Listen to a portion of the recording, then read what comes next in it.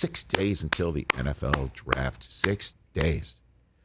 And we'll finally get some answers. And the general sense of this quarterback class is we don't like him. That's, I think, the general sense of this. I'm serious. Like, is that the shrug emoji? I think I think that's the general sense of it. I think you're right about that. I'm shooting it straight. Yeah. And I think that's why there was a ton of quarterback movement that you're seeing.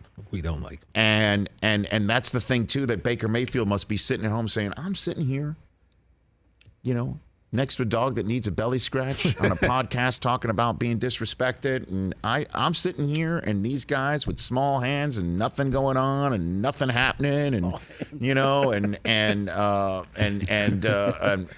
kids who hardly have played a big time college football game in their lives. They're the ones that are going to get drafted. And I'm not going to get an opportunity to start in the league. Is that really what's happening? Like, that's what he must be thinking. Mm-hmm. Mm-hmm.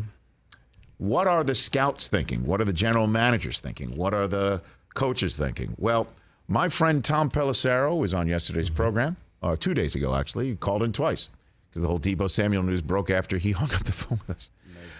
He, every year for NFL.com, speaks to tons of executives and coaches and coordinators and scouts. He gives them the opportunity to look out, to say what they feel about these players or what their evaluation is of these players behind the scenes. They get to have anonymity. Off the record. A lot of people kind of don't like this because they think that this is all lying, that they're just putting stuff, chum in the water, hoping that the kid drops for their team, that they're just trying to work the game, work the refs here a little bit. Or they're giving you the honest assessment.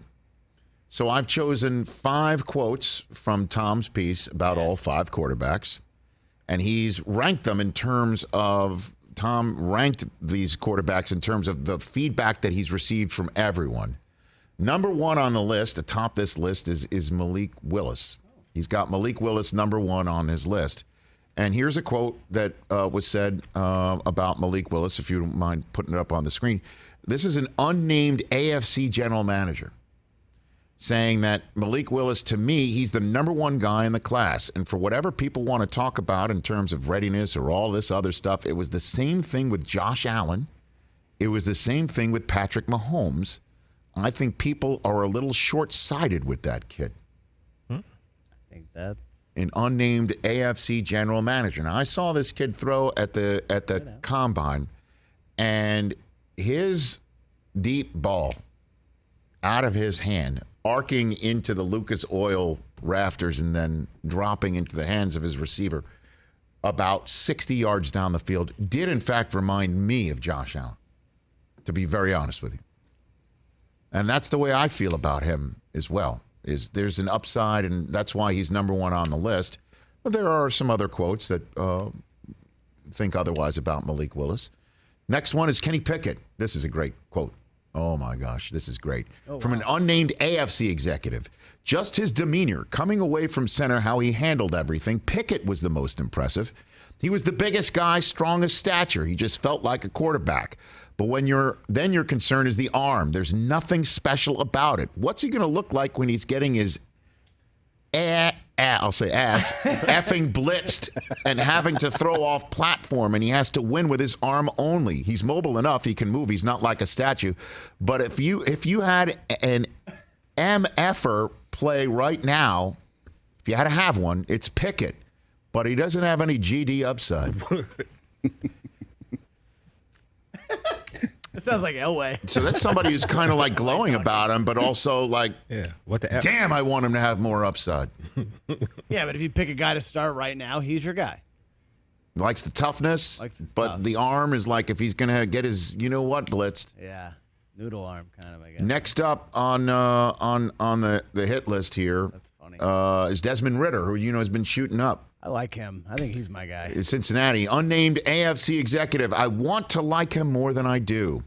He elevated a program. He's a mobile guy. His arm's not elite. It's inconsistent as all get out, too. The accuracy and just the arm strength. But he's the one you're like, all right, maybe he's got a little something. Well, extra. Intangible. Unmeasurable. I think that's the general sense about him is he's got, his team went to the college football playoff. Mm-hmm. And he's also, another quote was like, he's a grown-ass man, somebody said. He's got a kid. He's got a relationship. Like, he's an adult.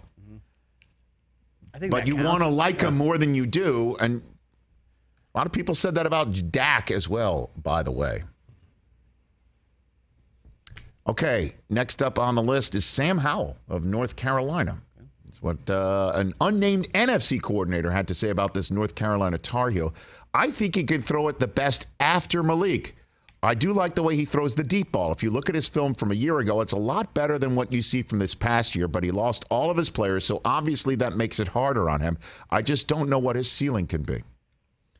This also mirrors what his coach told us, which is like the reason why Sam Howell's not a lot higher up on people's draft boards is we lost a lot of guys. We weren't very good. Didn't have a good year. That's what he said. We weren't very good for him. Yep.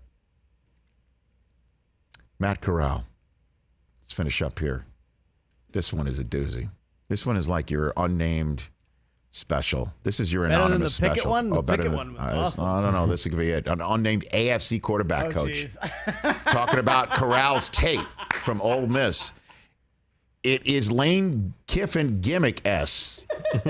I know the numbers and the completion percentage is high. It's a lot of bubbles and short, little quick things. I can see where you could easily say mechanically and aesthetically meant he can look really pretty throwing it. It's a nice tight spiral. He turns the ball over, and look, he's athletic, man. He gains yards running for it, but he has some accuracy issues. Even the ones that are completions are back-hipped or a little off. He's the type of player that I could put together 25 plays, and you'd be like, well, let's sign him. And I could put another 50 plays, and you'd say, no effing way. Lane Kiffin gimmick S. That's great. It's an interesting piece. I'll tell you that. That's great. And put it all together, and it's just like anybody's guess who can. It's who you like and who you're going to bet on, and it looks like Malik Willis going in as that guy, and if not, it's Kenny Pickett. And everyone else you might see, wait till Friday night. Maybe somebody gets into that first round and get that fifth year of contractual control. 30, I 31. don't know. But Baker Mayfield's got to be sitting at home saying, Like, come on. Yeah. let's go. And tell Cleveland, you just eat the money. Like, Make the deal. make the deal. Yeah. Get me out of here. Yeah. And so somebody could take their question mark about one of these kids off the board and put Baker there. But then, of course, you don't get somebody younger. You don't get the contractual control. You also might not get the Baker, whatever's going on with Baker. But if Baker's healthy, I mean, Baker's got a big arm. He's accurate. That's the decision everybody's got to make if you're in the quarterback market for this year's draft, which I think you would prefer deep down not to be. But I do love Malik Willis a lot. Hey, you watched all the way to the end. Thanks for that. Watch more right here.